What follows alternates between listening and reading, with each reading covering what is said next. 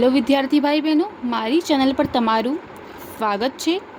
આજે આપણે સામાજિક વિજ્ઞાનમાં પાઠ 1માં જેમાં ભારતમાં યુરોપિયન પ્રજાનું આગમનમાં બક્સરના યુદ્ધ વિશે આપણે આજે ભણીશું।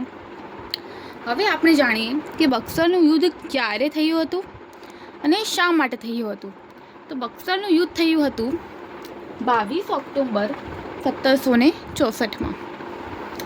હવે 22 ઓક્ટોબર 1764માં કેમ થયું હતું? આ યુદ્ધ પ્લાસીના યુદ્ધ પછી થયું હતું। પ્લાસીના યુદ્ધ થયું હતું 23 જૂન 1757માં। તેના પછી 22 ઓક્ટોબર 1764માં આ યુદ્ધ થયું હતું। આ યુદ્ધમાં કોની વચ્ચે થયું હતું? તો અંગ્રેજો અને બંગાળનો નવાબ મીર કાસિમ, અવધનો નવાબ શુજા ઉદ્દૌલા અને મુગલ બાદશાહ શાહ આલમ, આ ત્રણેયની સંયુક્ત સેના એટલે 50,000 સૈનિકો સાથે આ યુદ્ધ થયું હતું। તો વાત એવી હતી, આ યુદ્ધની શરૂઆત કેમ થઈ? તો પ્લાસીના યુદ્ધમાં અંગ્રેજોએ બંગાળનો નવાબ મીર જાફરને બનાવ્યો હતો। મીર જાફર અંગ્રેજોની કટોકટીની પરિસ્થિતિ સહન કરી શક્યો નહીં। તે પછી મીર કાસિમને બંગાળનો નવાબ બનાવવામાં આવ્યો। મીર કાસિમને અંગ્રેજોની જોર જબરીથી લેવાતા નિર્ણયો સ્વીકાર્ય ન હતા, એટલે મીર કાસિમે અંગ્રેજો સામે યુદ્ધ કરવાનું વિચાર્યું। તો મીર કાસિમ ગયો અવધના નવાબ શુજા ઉદ્દૌલા પાસે। શુજા ઉદ્દૌલાની મદદથી એમણે સૈન્ય બનાવવાનું વિચાર્યું।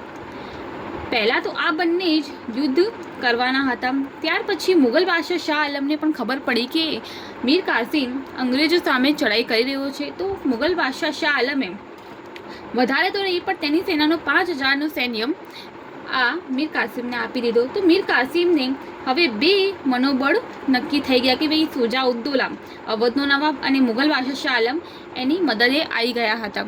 તો આ યુદ્ધમાં તેનો પલડો ભારી હતો, કેમ કે તેની પાસે 50,000 સૈનિકો હતા। હવે આ ત્રણેય મળીને 50,000 સૈનિકો થઈ ગયા। તો આ યુદ્ધનું પરિણામ શું આવ્યું? તો આપણે આગળ જોઈએ। આ ત્રણેયની મુકાબલો અંગ્રેજો વચ્ચે થયો હતો। અંગ્રેજોમાં જે મેજર હતા મુન્દ્રો, એ આ નેતૃત્વ સંભાળ્યો હતો બક્સરના યુદ્ધનો। તો અંગ્રેજોના સૈન્યનું મનોબળ હતું 7,072, જ્યારે મુગલ સેનાનું સૈન્ય બળ હતું 50,000। તો પણ આ યુદ્ધનું પરિણામ શું આવ્યું? તો યુદ્ધના પરિણામમાં અંગ્રેજો જીતી ગયા।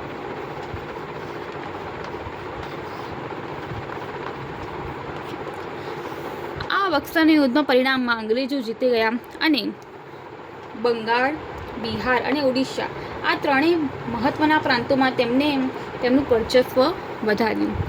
તો જ્યારે પૂછવામાં આવે તો બક્સરના યુદ્ધમાં કોણ જીત્યું? તો અંગ્રેજો જીત્યા હતા। અને અંગ્રેજોનું નેતૃત્વ કોણે સંભાળ્યું હતું? તો મેજર મુન્દ્રોએ। આ પ્રકારે બક્સરનું યુદ્ધનું જે પરિણામ છે અને જે માહિતી તે અહીંયા પૂરી થાય છે। Thank you.